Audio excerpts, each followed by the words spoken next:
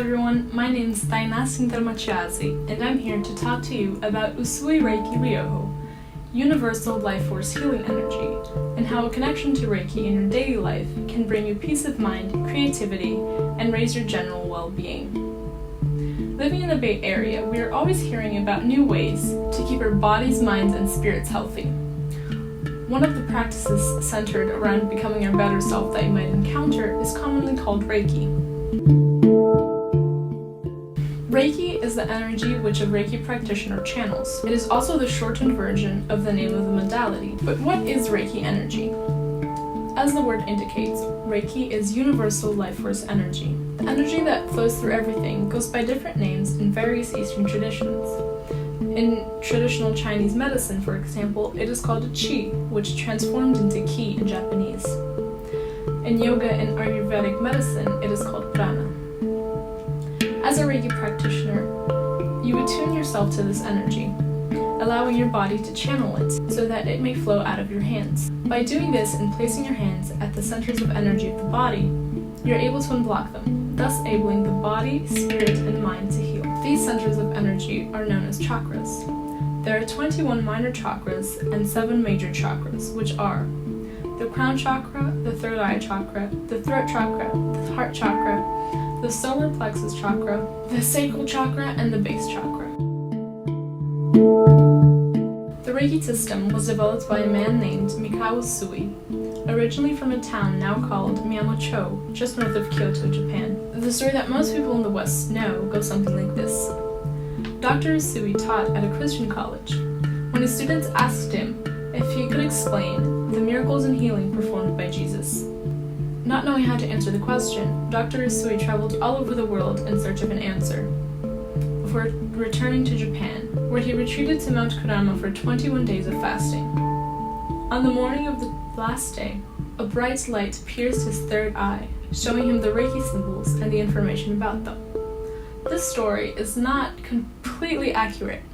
It was altered by a woman named Hawayu Takata, the person credited with spreading Reiki from Japan to the rest of the world. She altered it in order to make it more acceptable and appealing to the West. Usui did not have the title of doctor, but of sensei. He was born into a high-ranking samurai family. The way he was brought up led him to cultivate his mind and spirit, always striving to discipline the physical, the mental, and the spiritual.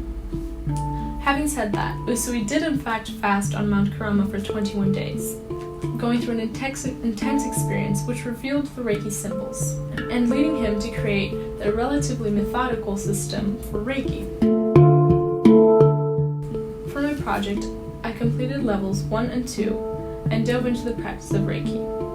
After finishing the 21 days of self-healing, I met with 5 individuals over the course of 4 weeks. I did 1 session per week for each person. During this time, I was able to discover many things about myself and my personal preferences when it comes to Reiki. One of these things is how I prefer to be barefoot during sessions, both because of how my entire body overheats to an extreme amount when I'm channeling Reiki, and because a direct connection to the ground helps to keep me grounded. Before each session, I asked each person to fill out a form with how they were feeling on a physical and emotional level that day, completing the form after the session with how they were feeling then. By analyzing the data and calculating an average for the quantitative answers, I was able to see how from an average of 1.15 out of 5, the pain/discomfort in the lower back dropped to 0.24.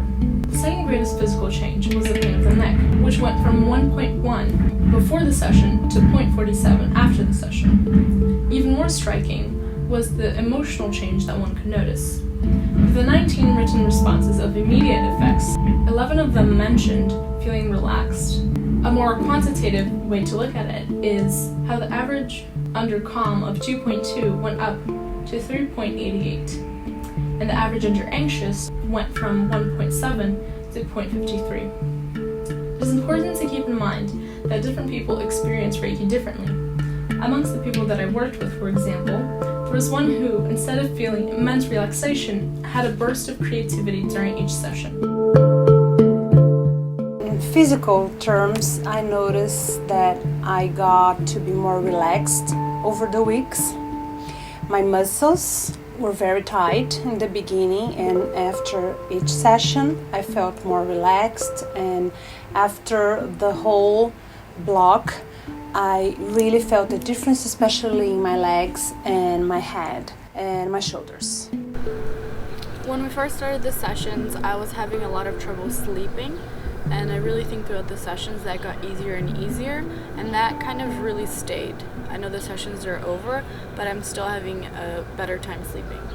What I could notice is immediately before a session and after a session, I could notice a difference in how tense my body was, particularly in my upper back or lower back, where I normally have this tension or around the neck, and also in how relaxed I am after the session. During the sessions, I had this very interesting feeling of, first of all, really feeling the hands of the therapist with so much heat. And I had this sensation that I fall to a very wonderful sleeping mode, but at the same time, you feel like you are not really sleeping. You're a little bit awake and aware of everything that's around you, and more because you had this very interesting dreams with energy and things happening to you. I feel this is more like a curative space, more healing space inside of you and around you. We kind of attuned into it during the sessions. When I received Reiki, and it was very clear during these sessions, I feel a warm feeling all over my body, and especially where the Reiki is being delivered. When I've had my eyes closed, I could definitely sense that her hands were there and I was receiving energy. I also have a lot of pain. I have a lot of jaw pain. I clench my jaws at night, so that means throughout the day I get a lot of headaches, my jaw feels super tense. And in the Reiki sessions, not only did I feel that Tina spent a particular amount of time in that area, but also even if China was working on a different part of my body, but of course especially the jaw, then I would feel things moving and shifting around, particularly on one of my sessions. Well, during the session, I feel so relaxed that I sleep almost immediately. I feel the heat coming through the hands, and well, it's really very relaxing.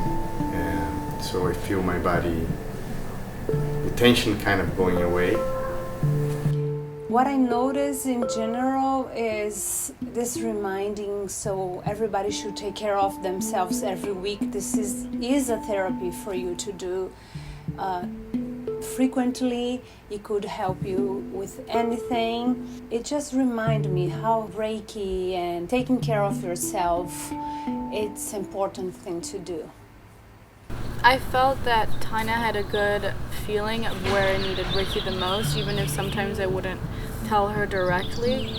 I have a lot of sensitivity in my lower abdomen, and a lot of times she would spend a good amount of time giving Reiki there, even though I didn't say anything. So that's something that I noticed that she did throughout our sessions without even me needing to communicate. Well, just how now when I feel some tension in the body, I actually think of a session to relax and feel better.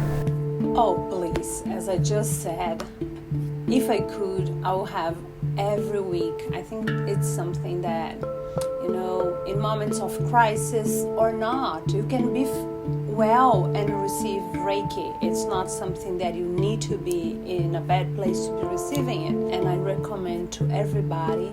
It's important to mention now too that because Reiki is possible for you to receive in physical distance, this is such a wonderful tool for these times. Yes, I highly recommend Reiki. I love receiving it. I loved our weekly sessions. I think also the rhythm of receiving it makes a big difference. I think it's hard to get everything that you want out of it with just one session. Of course, it can be super powerful, but having it regularly scheduled makes a big difference, and I would love if this project continued throughout the rest of the year. Yes, I do. And I will. To connect to such a force of life is a beautiful thing. To learn how to do so in one's daily life is even more important. Even hospitals are recognizing the benefits of Reiki and offering them alongside regular treatments for patients. It has shown to be particularly efficient for cancer patients who are undergoing chemotherapy. In my personal experience with Reiki, it was a beautiful experience to see the energy work of these 5 individuals and to follow their progress over the course of 4 weeks. In some cases, it seemed like I even caught a glimpse of their energy body, and what I saw was breathtaking. There is no way to prove Reiki to the masses yet. However, I hope that the effects of Reiki that I could quantify serve to show how each and every person has the capability to tap into such a great source of energy and to improve their well-being. Thank you, and I hope that you seek out Reiki in the future.